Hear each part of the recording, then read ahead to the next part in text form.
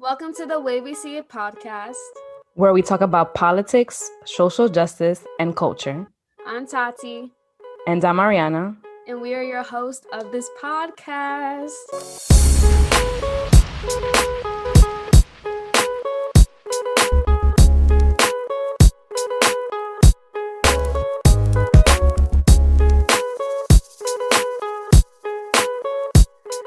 Welcome back, everybody. This is episode 58. I don't know how many weeks it's been with this season. I try to keep count, but as you can see, I'm a mess. So I lost track of that.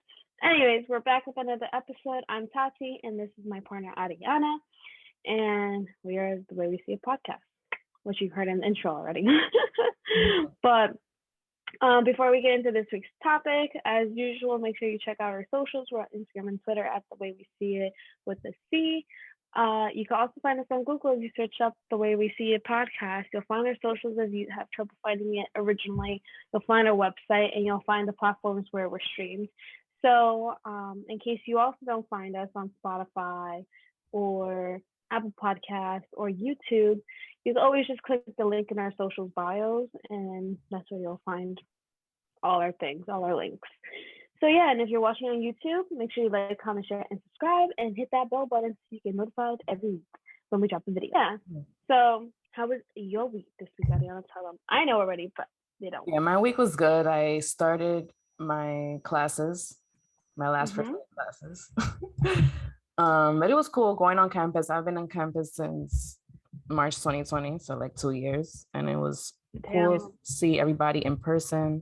The class I'm taking, I'm only taking one class this semester to graduate, is a part 2 of a class I took last semester. So I know everybody from online. So it was like cool to see how they actually look like in person.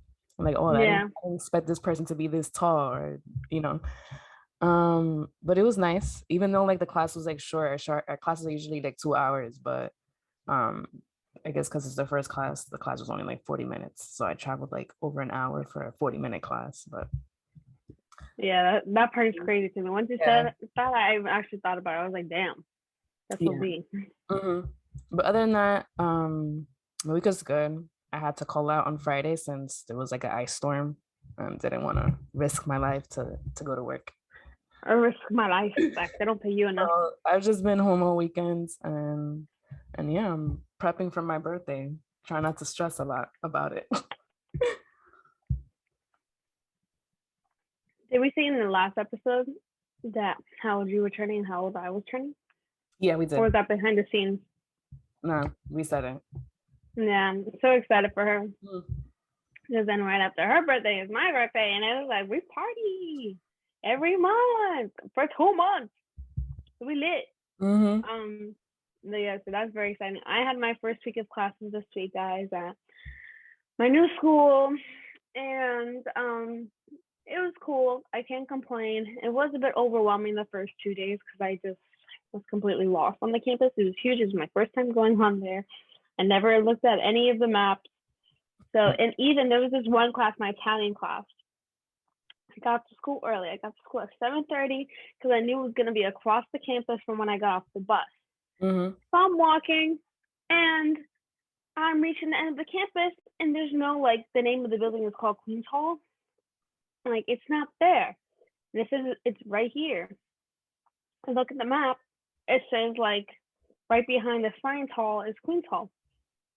Excuse me. And then I literally walked around the campus from the outside edges, like still in campus, but literally just walking around the fence and everything. I walked around it twice, including going across campus to go back to the science hall. And I even asked the security guard, I was like, hi, do you know like where Queen's Hall is? He's like, yeah, you're going to go up that way, and then you're going to make a right, and then you're going to go down until you reach Main Street, and then it'll be there. I was like, okay. So I did exactly what he did. Brought me straight back to the science hall. I'm like, this shit is not here. I go ask another security guard. I'm like, miss, I've been looking for Queen's Hall for the last almost hours, with 50 minutes at this point. Like, my class started at 8 o'clock, mind you. I was there looking already for past 30 minutes from 7:30. So I was already late. And So she was like, yeah, so you're just gonna exit the campus right here. You're gonna walk down the block, turn, go down the hill until you reach Main Street, and it's gonna be right there on the right. I was like, I had to get off campus for that, and she was like, yeah. I was like, he told me I had to get out of campus the first time. I would have done that. So I go and I follow the students that I see walking, and right behind the middle school is the building for Queens Hall, and that's where they had the foreign languages and all that stuff. And it was like, damn, bro, like I walked into class, that class was full. Even the first row, there was just one seat in the far corner, so I had to sit there. And the teacher was like, everybody, please make sure our docs would be late. I'm like, ah. And then she was just looking at me because then I proceeded to open my computer. I had my computer was fully charged last night, and then I opened it so I could like look at the syllabus like everybody else's. My computer is dead. I'm like, fuck. it was so bad. And then from there, I had to walk 15 minutes to my next class, my English class that I like. And it was like, it starts at 10:05, so it was whatever. But I got there at like 10:10. Wow. So 5 minutes late. Yeah, I was speed walking. I have been sweating so much walking across these campuses, and like these campuses to my classes, like the power walking, and then with the snow, it's crazy. And then I'm all bundled up, so I'm like sweating. Yeah. Wow. That's Yeah, a really huge campus, though. It's huge. And when I heard that's the one building off campus, I was like, oh my god, just my luck. But I was able to help like 6 people once I left that class. Everybody was like looking for that building. I was like, all right, you're just gonna go down this corner and it's right there on the right. You'll see the security post. I'm like, oh my god, thank you. If only that could have been me. You know? Yeah. But yeah, so that was my first week basically. And it was like whatever. And I finally got my student ID. My picture is horrible. I look like a potato. I don't even want to talk about it. But getting into this week's topic. To get into campus, you have to like scan your ID to go in. Oh my god, did I tell you about that? No. Should I get into it? Okay, let's just wait until after. Yeah. Are you sure? I don't know how long the story is. It's not that long, but it's like annoying. Okay. So yeah, that was another thing. Like my first day of classes, I got to school 7:30. Because I read in an email we would have to get checked by security about COVID thing. Like we had to do this thing online, whatever. I'm waiting online, like a block and a half down from the gate to enter. And I'm waiting there for an hour. I don't even reach the gate. I don't even reach the security post. And turns out they're not doing the COVID thing. They're just giving everybody IDs. So like this whole time that I'm waiting, everybody that's on the line with me that doesn't have an ID, they're finally getting theirs or they're getting it fixed, whatever the case may be. So I'm there waiting for an hour. And then this guy's like, if you need a new ID, follow me. And a whole line of us just follow him. And I'm like, I just wanted to go to my class. Like I missed my math class the whole first day. Like I was late. I couldn't go. And so I went there. We went to the building that he brought us to. I waited there again for another hour and 30 minutes. I was waiting in total for an ID for 3 hours. I missed my whole first class and I didn't get to my second class. I got there 30 minutes later. From when that class started. No, the class had just started. So I was like 5 minutes late, but still, it's crazy. And I was just so puny. Yeah, I was just like, damn, what are these protocols? Like, it's required, I guess. So, and there's still people that are waiting online to get that stuff fixed right now. It was just more people on Monday because that's when everybody really had their first day of classes. So that was the crazy part. Wow. Yeah. It's stressful. It's been a long week. But yeah, as you guys can see from this week's title, we're talking about student debt. So Ariana, why did you want to talk about this topic?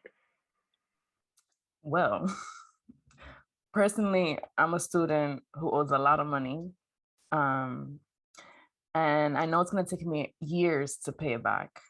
And I know this is a huge issue that a lot of students face when they're going to college, grad school, or just if they want to get their doctorate degree.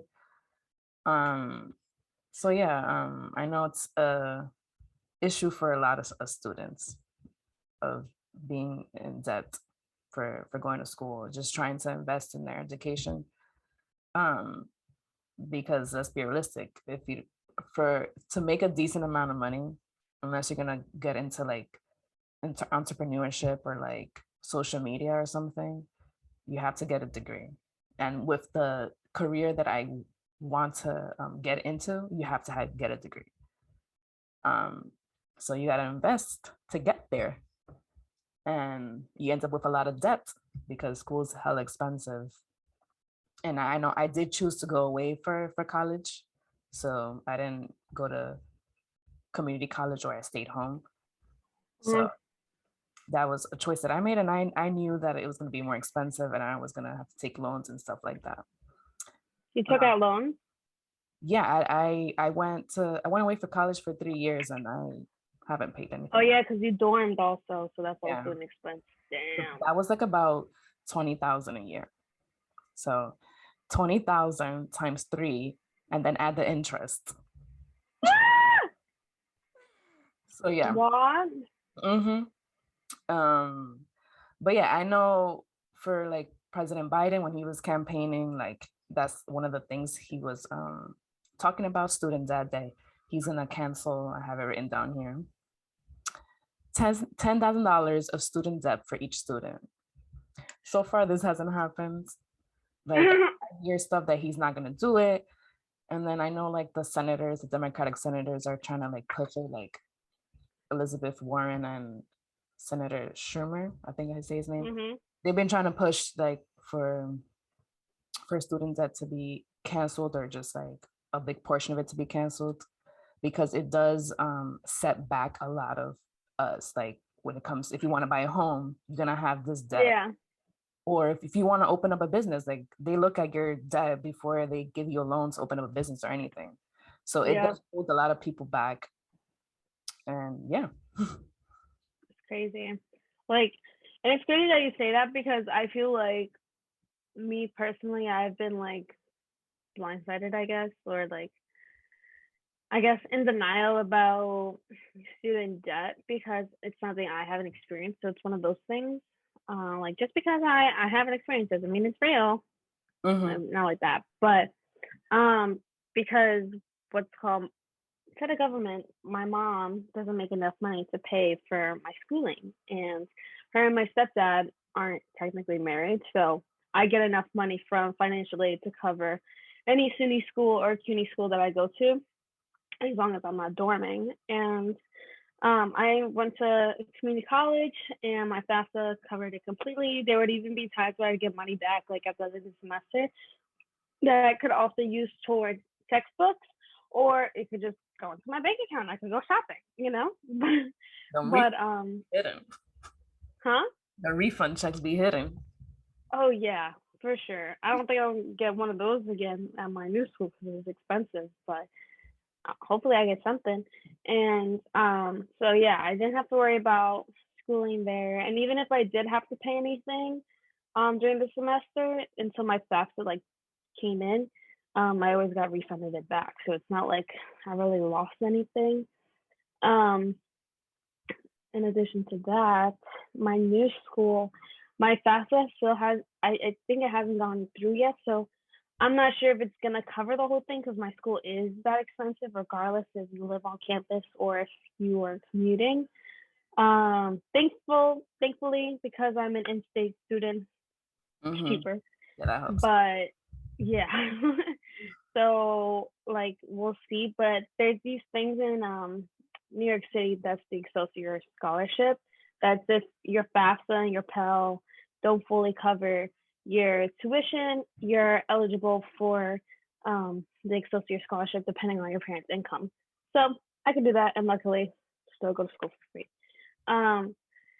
But I still wanted to talk about it because I know it's an issue that people face, like Ariana, my cousin. My cousin went to school for like 2 semesters, but she owes like 12K. And then what else? My mom too, she was going for her master's while I was growing up, and like she's still paying off her her student debt, and it's just crazy, you know. Mhm. And it's something that played a big part in her and my dad like getting our house upstate because Yeah. they had that student debt, you know. Mhm. And yeah, so I just feel like there's a lot of things I don't know about it at the same time, Mhm. but you know, it doesn't hurt to know about it, just in case I do get put into that situation this upcoming semester, or you know, maybe to help you guys also if there's some things that you don't know. So yeah. So what is student debt? I kind of mentioned this before. So here in America, it costs money to obtain higher education, leaving many students and families have to take out loans to invest in their education because they can't pay tuition out of pocket. Now, to put things in perspective, here's like an average tuition prices to go to a school in New York if you're a full-time student and you're a New York resident. So for SUNY schools, which are New York State colleges, about 24,000 a year, and that includes like tuition fees and room and board, which means you stay on campus. For CUNY, which is New York City colleges that are public, it's about 7,000 a year, and that's just tuition and fees. And then private colleges here in New York State are about 60,000 a year, and that's tuition fees, room and board. The private colleges go crazy. Yeah, the private colleges go crazy.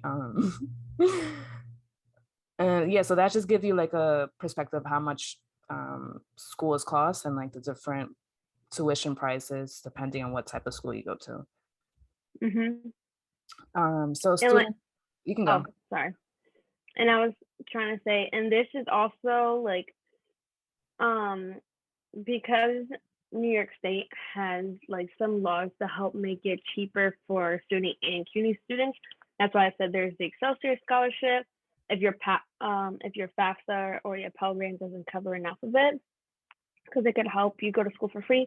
The only thing I do know about the Excelsior scholarship is that if you are part of an extended contract for the Excelsior, then you have to live in New York City or New York State for the same amount of years that you went to school and work for the state or the city for as long as you went to school as well. And if, let's just say I moved to New Jersey and I went to a CUNY for 3 years, then I would have to pay back my student debt. Like I would have to pay back my student bills for my school.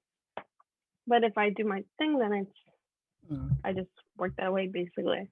And then there's this new thing that I actually peeped on my CUNY the other day, where now they're like making it a way to make it cheaper for CUNY students with their payments. I don't know if it's just my school or if other CUNY schools are doing it. I have to check my CUNY first again.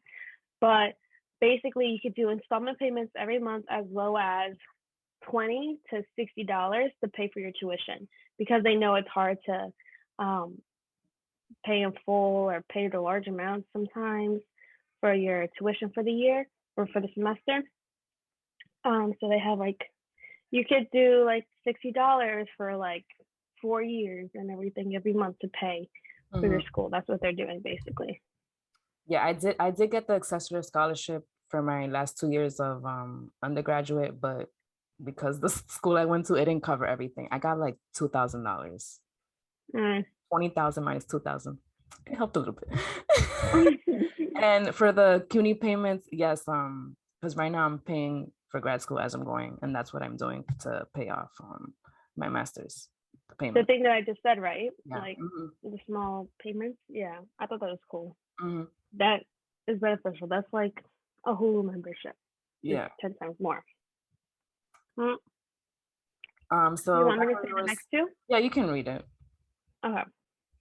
So continuing from what Ariana was saying before, students and families who show financial hardship are able to get financial aid from the government or get scholarships from the school to help pay for tuition or even get to go to college at no cost. These forms of financial aid do not need to be paid back to the government. That's what we were like basically just talking about. On the other hand, not every student gets financial aid from the government or gets enough financial aid to cover their tuition, leaving many students in debt after they graduate. Before the pandemic, students were expected to pay back their loans 6 months after they graduated. That's crazy. Whether you got a job or not. Since March 27, 2020, which is the day after my birthday, remember, the CARES Act helped most federal student loan borrowers by pausing student loan payments and leaving the interest rate at 0%. Since the pause on student loans has been extended 3 times, on December 22nd, 2021, the U.S. Department of Education announced a freeze on student loans to May 1st, 2022. And supposedly this would be the final extension. So what is an interest rate? The amount of lender charges a borrower and is a percentage of the amount loaned. The interest rate depends on what type of loan you get, but they range from 3 to 6%. Yeah. So I haven't started paying. Well, I have because I was like forced to. I've made like little payments here and there, but it's not because I'm still a student. I haven't been expected to pay student loans for my undergrad. Now, for my brother, he graduated May 2020, but because of this CARES Act, he hasn't been like expected to pay since now everything's on pause because of the pandemic. So Damn. like our friend Jeremy, he hasn't actually, I don't know if he took loans, but yeah, anybody that graduated May 2020 like hasn't been expected to pay loans or May 2021 because of the pause. Yeah. I feel like financial aid, I don't remember. Do you know if financial aid is only in New York? No, right? It goes to other schools, other states. Other schools have that, yeah. Yeah, it's a federal thing, yeah. So I just feel like financial aid in New York be so grimy. Like, just say that I don't have any financial aid. Don't be teasing me and disrespecting me by only giving me $50. What am I gonna do with $50? Like I want to say the person, but I can't. This old person that I used to know in my life, guys. We don't like them anymore. Anyways, but they only got financial aid. Their financial aid only covered $50, and it was literally like 50 or 500, one of those two. But still, like, you know how much school costs. Yeah. What am I gonna do with this? Mm-hmm. And then they had to pay that by themselves, and they just like dropped out. Based on my parents' income, I don't get any financial aid grants or Pell. I got the accessory scholarship, but I didn't qualify for financial aid based on the money my parents make. And I understand that's how like financial aid works, but I'm the one that's gonna be paying for it, not my parents. Exactly. And that's like the con, I guess. Like I was talking to my boyfriend about that. I was like, it just hit my mind that let's just say we have a baby and we're not married, but obviously we're together. What's called? Think of all the money I could get my child and like get for free with her, you know? Like not trying to use her, whatever, but I mean like what's it called? Like by the time she gets older and she's going to school, she's covered. Cause let's just say we get married. That right there lowers the chances of how much money she could get from FAFSA. And then on top of that, depending on her jobs, that income can also affect it, especially because now we're married, we're joint. And then what else is there? Obviously the dad's income, plays a big role in it too. Like my cousins right now, like my aunt, she's a single mom, whatever. My cousin, she's my age. And my cousin gets no FAFSA because my aunt is a cop and she makes enough money. But it's also she doesn't make that much money. So if she did, it'd be easier for her to pay like for borderline. School. Yeah. So, like, she literally just cuts it, like the amount, and not get nothing. Like, if she just made a little bit less, then she could get something, but nothing. So I just think that's so crazy. And it's so sad, too, at the same time, because then like there's some things that, like you said, people want to go to school for, but they just don't have the money, and everything in the world right now is like so expensive. Like, why is candy going from $1 to $2? 3. So messed up. So you can continue. What is the main cause of it? Yeah, so to understand the student debt crisis, we're going to get into the history of student debt. So starting in 1944, the GI Bill, which is the Servicemen's Readjustment Act, was passed, which provided millions of veterans the opportunity to go to college for free.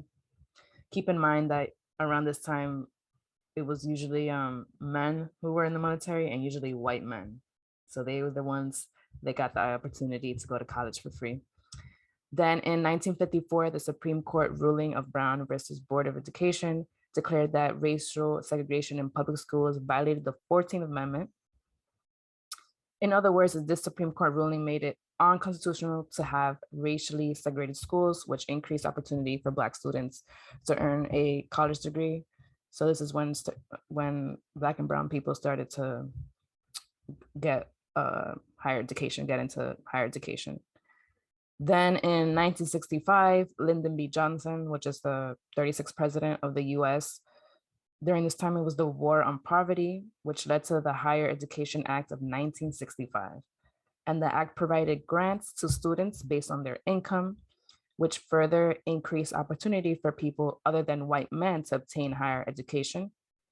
And it's important to know that during this time, the US economy was growing.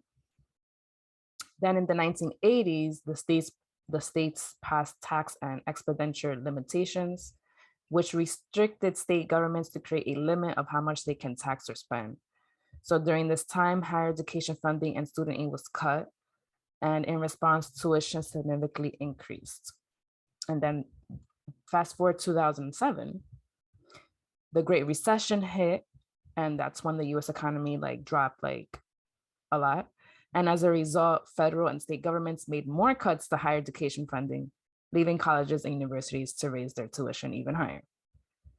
And then to this day, tuition increases every year, leaving students no choice but to take loans to get a college degree if they don't get enough financial aid.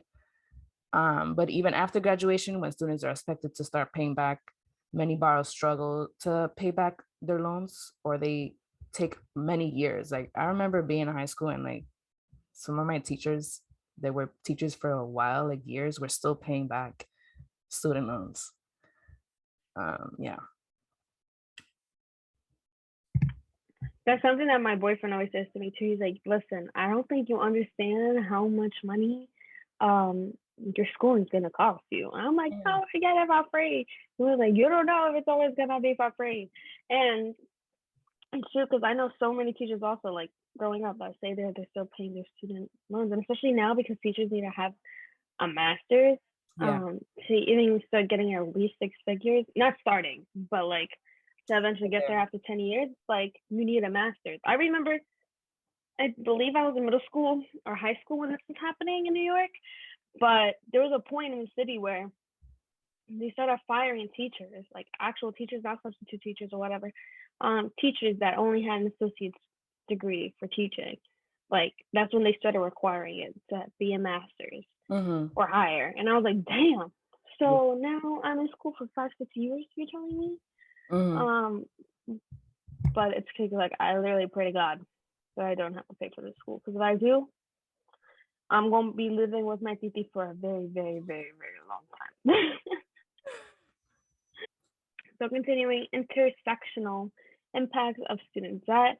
As tuition increases every year, the more difficult it is for student loan borrowers to build intergenerational wealth when assets pass by one generation of a family to another. This causes things like the racial wealth gap, which is due to the racial wealth gap, the disparity between the wealth of Black and white Americans. White borrowers pay back their student loans at a higher rate compared to Black borrowers, according to a sociology study done in 2018. Damn. And then the gender wage gap, which we all know of. According to American Association of University of Women, about 56% of college students are women, but hold about 2/3 of all student debt in the United States.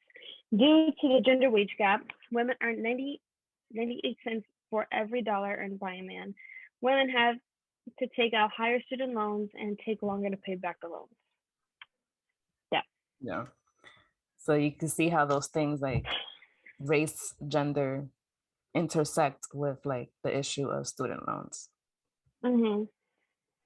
It's crazy. I didn't know that statistic about like there being more women in school than men, but hurting my head. I'm tired. All right, and then getting to some.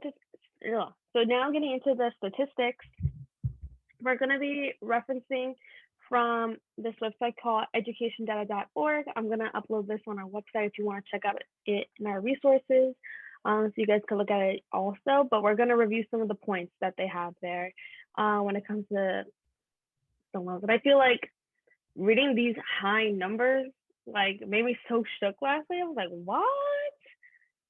That's crazy. Like, I think I would literally die if I owed this much money as a student. Like, I already cry enough from having to write an essay for an English class.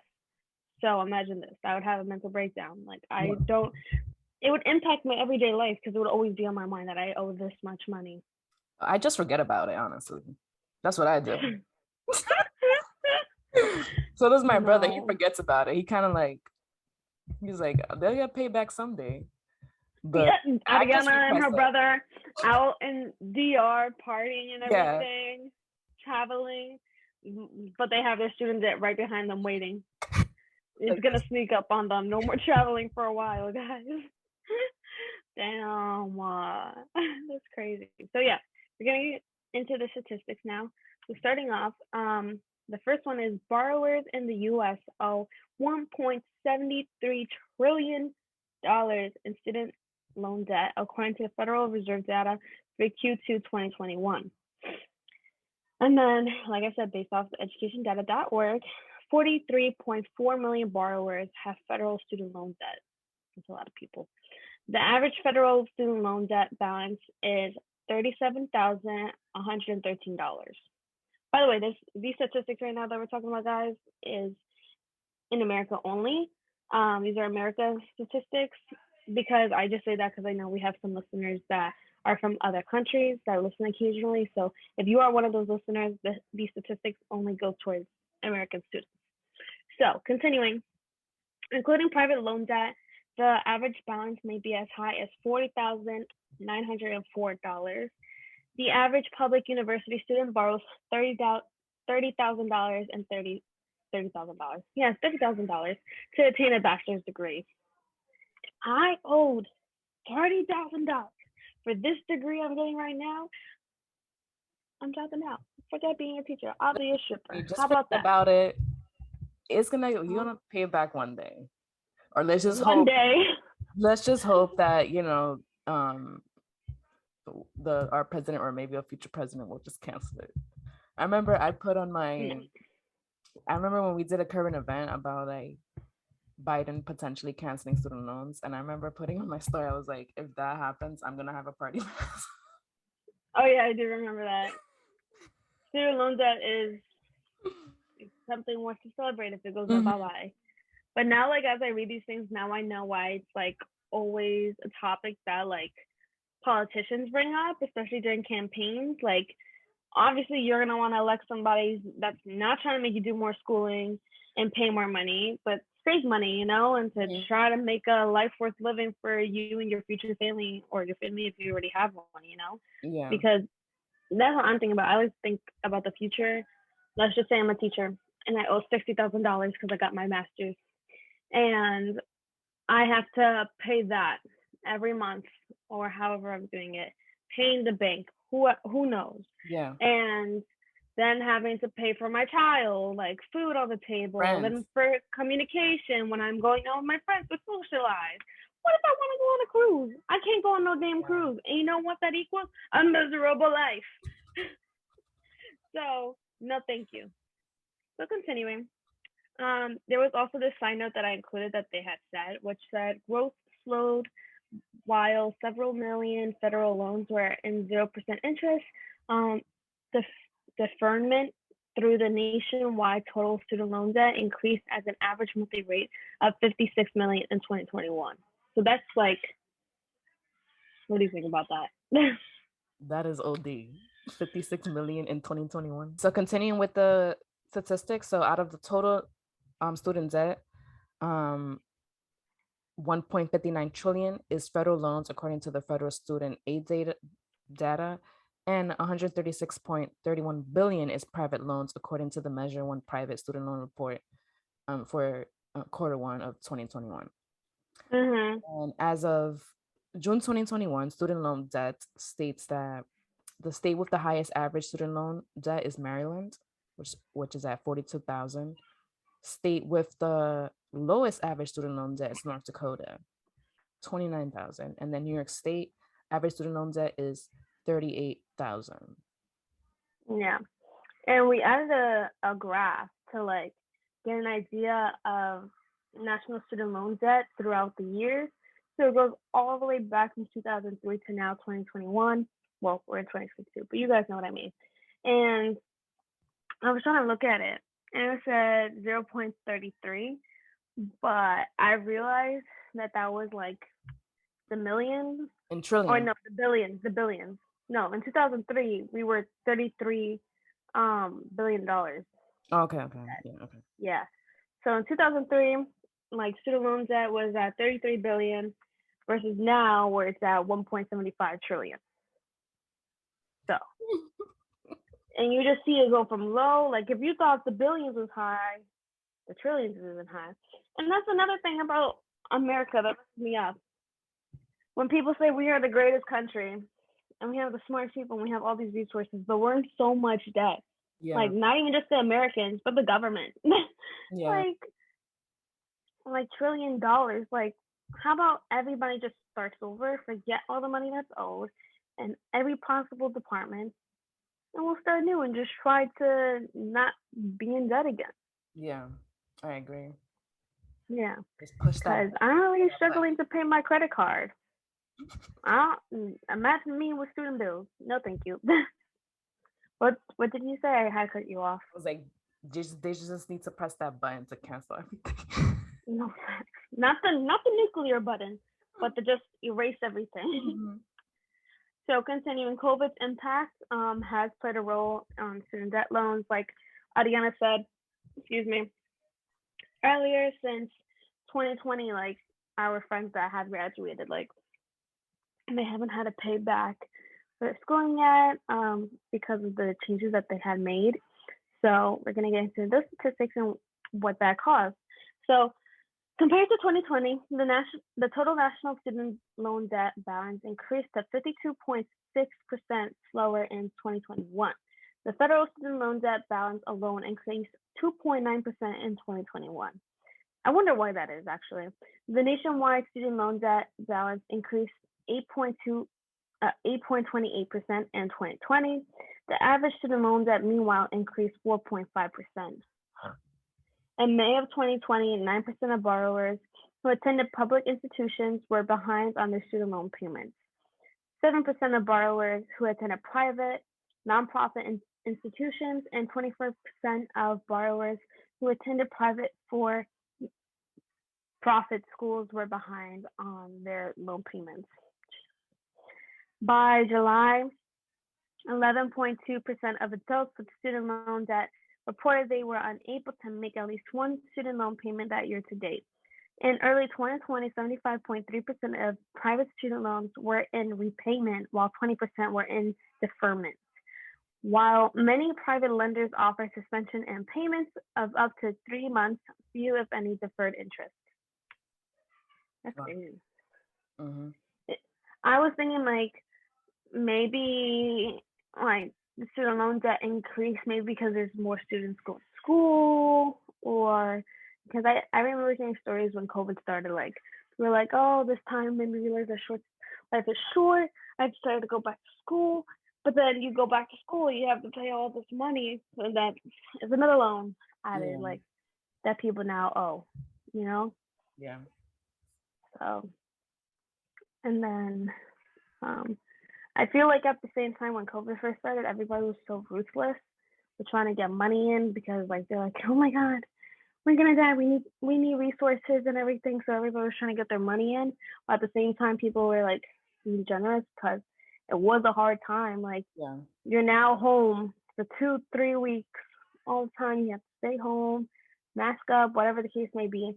And like at that time, I felt like there was more of an expense because now let's just say you don't have Wi-Fi at home. Let's just say now you have to help with your family at home, a whole bunch of things, with textbooks on top of that. Hate them. So I'm just going to say some quick student loan debt facts. So there are 42.9 million student loan borrowers. On average, borrowers they're about 37,000. When you combine private and federal loans, the total is 1.73 trillion. And that's adding up to what we had said before anyways, about how much it is as a whole. It's just a breakdown, basically, the graph. And student loan delinquency rate is 5.7%. Graduates with student loan debt, 62%. And average student loan debt for the class of 2019 is 28,000. So those are just facts about student loan debt. Graduates with student loan debt. That's you out of here in the graduate. Yeah, that's me. I fall into all the statistics. Although we talk about average for student loan debt is 38,000 in New York. My shit is way more than that. Yeah, I was looking at that and it said it was like up to date in 2021. I was like, I don't know about that. Yeah, I don't know how they get that number. I don't know because the school I went to, I don't know. The school I went to was like the same price that it is for all SUNY colleges if you dorm there. Around that time, I went to school was about 20,000 in all SUNY schools. So yeah, it's about I thought it was about 15 to 20,000 to his dorm. That's why I'm so thankful I did not go to a SUNY school this semester, because if I went further up, like once you told me that New Paltz was like a bit closer to our towns that we live in, I was like, okay, maybe I could do that because I could just do the commute. But like if I went to Cortland or Oneonta, I would have to dorm. Yeah. So that sucks. So now we're gonna get into the last bit of student loan debt before we end the podcast. And for this, we're gonna refer to the studentaid.gov website, which you guys can also look at. So we're saving this for people that probably don't know about student loan forgiveness. But this is from the Department of Education, and they basically break down like everything about student loan forgiveness, from its definition to maybe why, if you apply for student loan forgiveness, and why you wouldn't get it, and like what makes you qualified for it and more. So we're gonna review that real quick. Well, I've been on this website plenty of times. Yeah. It updates though. Oh my god. So starting off, understanding loan forgiveness. Forgiveness, cancellation, or discharge of your loan means that you are no longer required to repay some of all of your loan. And then it gets into the different things. So differences between forgiveness, cancellation, and discharge. The terms forgiveness, cancellation, and discharge mean nearly the same thing, but they're used in different ways. If you're no longer required to make payments on your loans due to your job, this is generally called forgiveness or cancellation. If you're no longer required to make payments on your loans due to other circumstances, such as total and permanent disability, or the closure of the school where you received your loan, this is generally called discharge. So you're telling me if my school shut down? Yeah, that's what I was about to say. Like, I'm actually gonna see if I can look into this, but I don't know. I don't know if I will qualify. What's it called? You better shut down New Paltz. What's it called? Let's just say you shut down the school. They were like, why are we shutting down? Like, what happened? One of the alumni, she just went berserk. Imagine. So a side note that they have is it's important to remember that outside of the circumstances that may qualify you to have your loans forgiven, canceled, or discharged, you remain responsible for repaying your loan, nevertheless. Whether or not you complete your education, find a job related to your program of study, or are happy with the education you paid for with your loan, even if you were, they're like, listen, you're paying that shit. Even if you were a minor under the age of 18 when you signed your promissory note or received a loan, you are still responsible for paying your loan. Meaning, I had to sign that note. Meaning this is for life. Yeah, I had to sign that promise. This is the contract with the devil. That's what that is. I signed that at 19. And I'm like, what am I doing? And you know what's so crazy, Ariana? If you died right now, your death would get passed. No. Oh, no? It gets passed down to your family, actually. I heard that. My aunt told me that. My family would not be happy. Your cousin. Titi. Titi, yeah. Sorry. But yeah, I remember my aunt telling me that. She was like, let's just say my uncle had debt. Whatever he has either goes to his parents or his daughter, one of those, or his partner. It never ends. Yeah, they're like, I want that money, honey. Give it to me. So continuing. The types of forgiveness, cancellation, and discharge. The summaries below offer a quick, so we're going to get into it, I guess. So public service loan forgiveness. This is available for direct loans. If you are employed by a government or not-for-profit organization, you may be able to receive loan forgiveness under the Public Service Loan Forgiveness (PSLF) program. PSLF forgives the remaining balance on your direct loans after you have made 120 qualifying monthly payments under a qualifying repayment plan while working full-time for a qualifying employer. Okay. 120 months. Yeah, that's... How many years is 120 months? 2 years? That's 10 years. Oh, 10 years. Oh, what am I thinking? Yeah. Bro, so time. After... Okay, I don't know if I'm gonna qualify for this. Yeah, you haven't even started paying. You haven't even started paying I'm gonna be like 60, bro. Like, still paying this stuff. Yeah, that's maybe when you get the forgiveness. Maybe that's why there's teachers still paying it. Even 10 years teacher loan forgiveness. Oh, look it up. I was just talking about it. What a coincidence. So, teacher loan forgiveness. This is available for direct loans and FFEL program loans. If you teach full-time for 5 complete and consecutive academic years in a low-income elementary school, secondary school, or educational service agency, Ariana, you may be eligible for forgiveness up to $17,500 on your direct loan or FFEL program loans. Audience. I'm not gonna be a teacher. Maybe listen to your mom. I'm not gonna be a teacher, but maybe this can apply. Yeah, my mom, fortunately, based on her parents' income, well, my grandparents, I don't think they were ever married, but they were separated. My mom went to college for free and then completely free, and she had like refund checks that she would use to go on vacation. And for her master's, she went to a private university, but she was already being a teacher, so she only had to pay like a really low price. They gave her like a huge discount. So my mom graduated for her undergraduate and master's with no debt. And my wow. Master's, like my brother was like 3, so maybe like in her early 30s, my mom finished her master's. That's good. Yeah. My mom went for her master's when she was 32. That's funny. Went to my mom's master's graduation. I don't remember, but I went to I didn't go to my mom's master's graduation because I was in school. Oh. So my dad just sent me pictures after. But I was like, damn, my whole family went. All I went to was the take it out of school. They said go to education. Yeah. That's cool. I still remember the dress I helped my mom get into that day. She's like, okay, honey, we drop you off at school and then we'll see you later. I was like, yo. Anyways, but that's good to know, like I know you're not striving to be a teacher, but like maybe this is what your mom tells you, get into the teaching department. Maybe this qualifies to my cousin too, because Ariana and my cousin are in the same school majors. Yeah, program.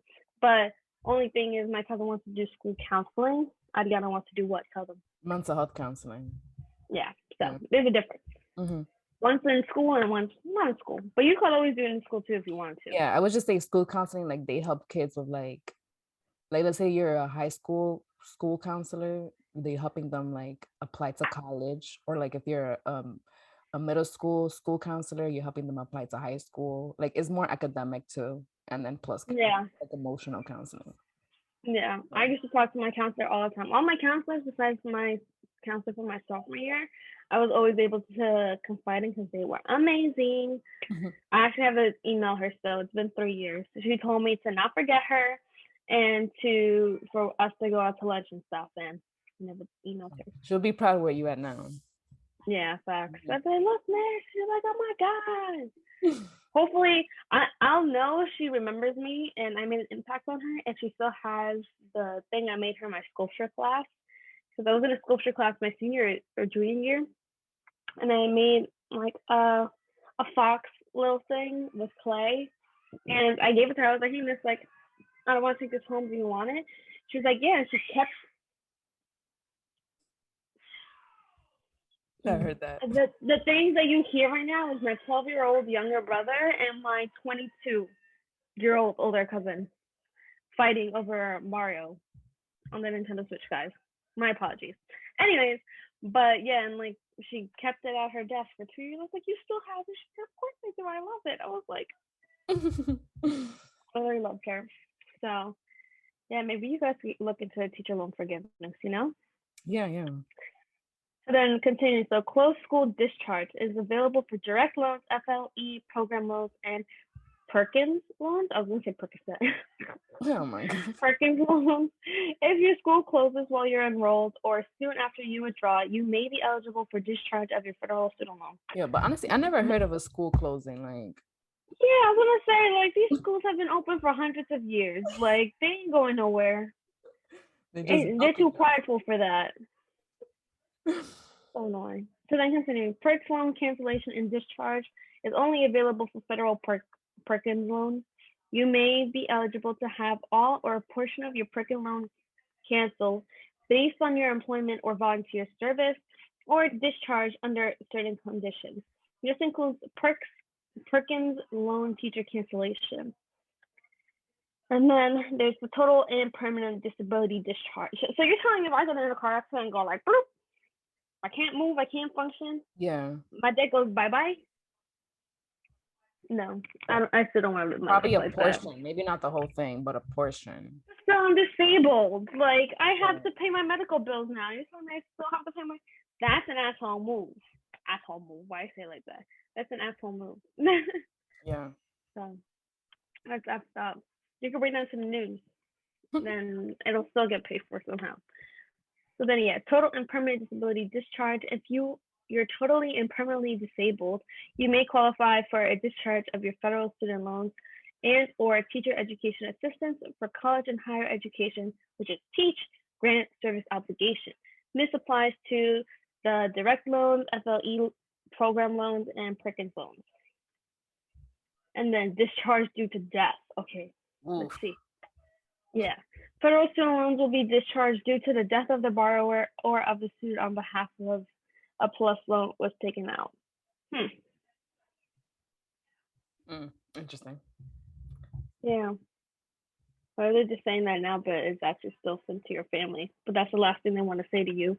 Yeah. When, you just died. Mm-hmm. So now your son just died. Sorry for your loss. But this is his bills. These are his bills. So, discharge and bankruptcy, which are rare cases supposedly. This is available for direct loans, FLE program loans, and Perkins loans. In some cases, you have your federal student loan discharge after declaring bankruptcy. However, discharge and bankruptcy is not an automatic process. And this is in rare cases. Yeah. So, like, what's bankruptcy for a student? Like, when you're basically homeless now? I'm guessing. Like, have like no home, no job. I'm bankrupt. Mm-hmm. Ain't got no money on my card. So, I don't know. And then borrower defense to repayment. This is available for direct loans.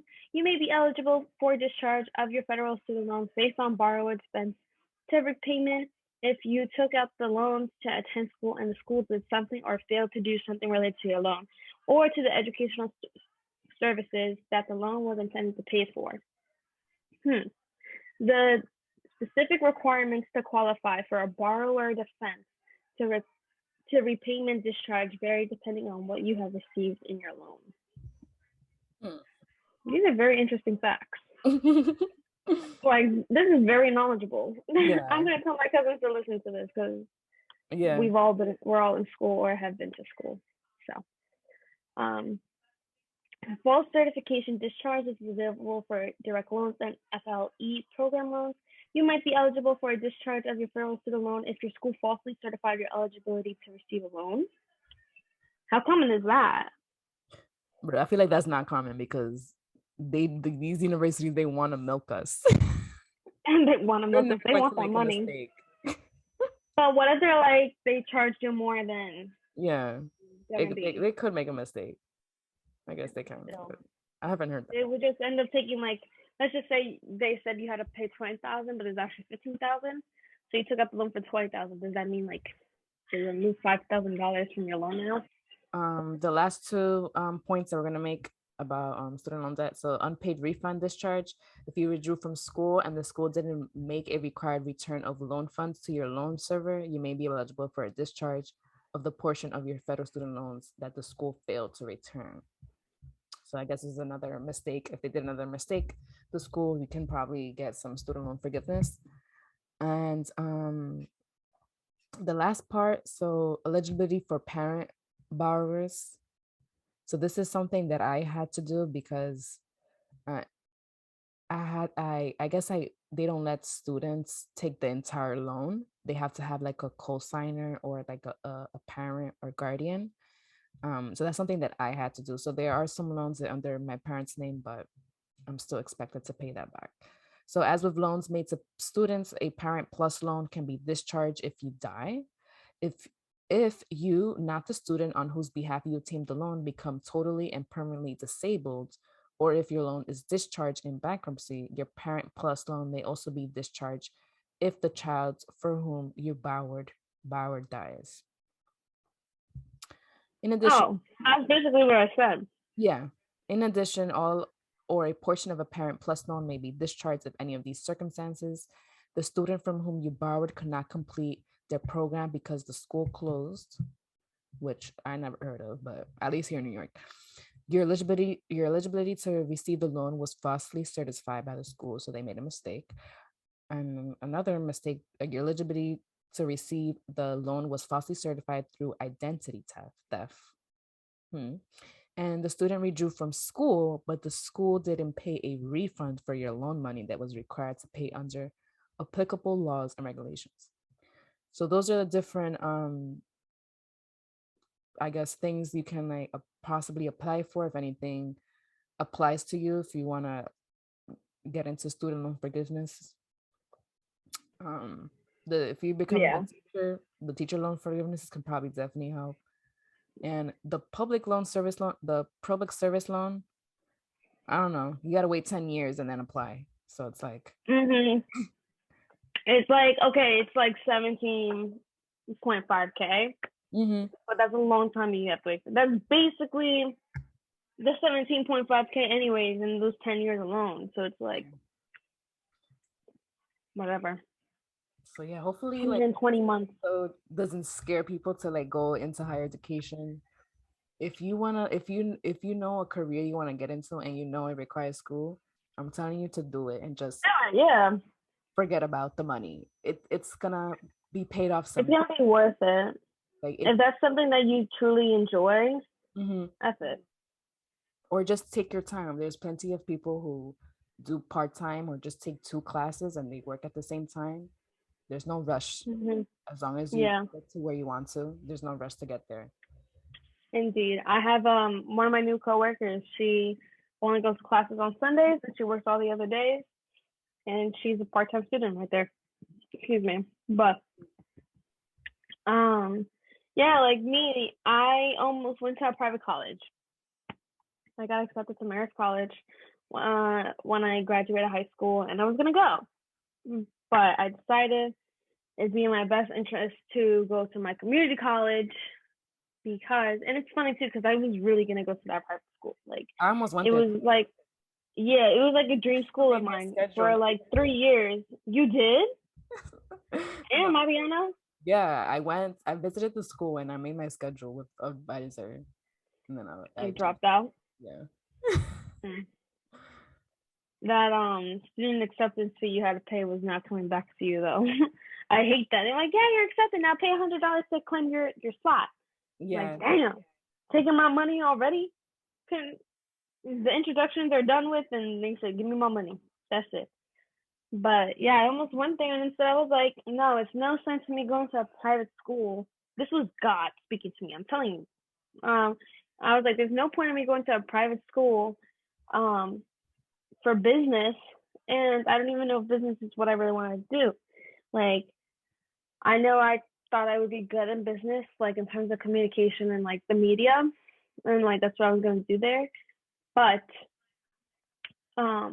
I also was interested in teaching, so I was like, let me go to community college, test out business. If I don't like it, I'm just going to do my teaching. And I went to my school. I took two, 3 business classes, and I hated it. I hated it so much. All the math I had to do, I was like, I suck at math. Like, I could do elementary school math, but anything else, I can't remember it. And it's just extremely hard. And especially if I took these classes now during COVID, I would have failed school. I would have dropped out. So I decided to change my major to liberal arts, and now I'm in education and teaching English. So it's like those things. Like, and one thing my dad always said to me, which obviously doesn't apply to anybody, like everybody, just do your own thing. My dad is just harsh. And he always told me, he was like, listen, you don't want to go to school, that's totally fine.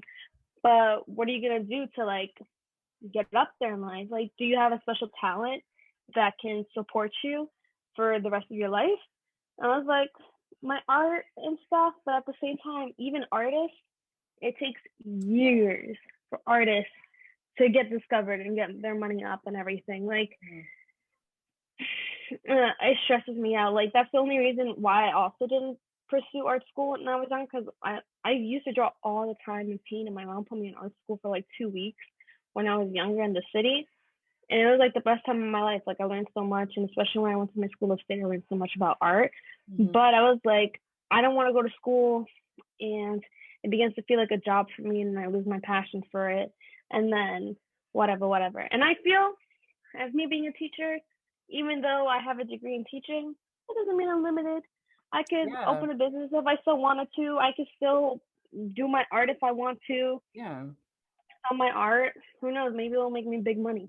Yeah, we're not just limited to one thing. So yeah, Ariana's an artist, guys. From episode 50, if you listen, we did some Bob Ross paintings, and I was at her house, and clearly I was not the only one proud of her art piece, because her dad hung it up on the wall, and it, like, he made even more of an art piece, in my opinion, because it looked like it just fit right there. It was meant to be there. Like, so you have the door frame, and then the wall right there is green, and then you have her painting right there, just right there, dead center, just that one painting on a wall, and it looks so nice. So maybe Ariana's gonna be an unknown artist. I'm dead. Yeah, so just to like recap about the student loan forgiveness, you can go to studentaid.gov, and they have a lot of information about student loan forgivenesses. That's where we got the information we just said now about the different forms of student loan forgivenesses. And they, from there, you can apply, and it tells you what to do after you get accepted, and it also gives you some information if you were denied for student loan forgivenesses. And if you do get denied, unfortunately, you do have to pay back your loans. So if you're a student, I recommend you taking some time to read, just to like be more knowledgeable. I learned some stuff today, and I'm a borrower myself. So yeah, it's a good website to explain things in simple terms and stuff. Yeah. So yeah, I definitely recommend looking into that too, guys, because we just learned so much from that. And like I said, you could check out our website, because I want to upload that this week. So you can check out our resources tab on our website and find it there.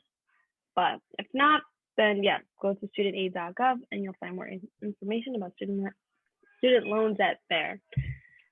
So yeah, guys, I think that concludes this week's episode. Any last words, Ariana?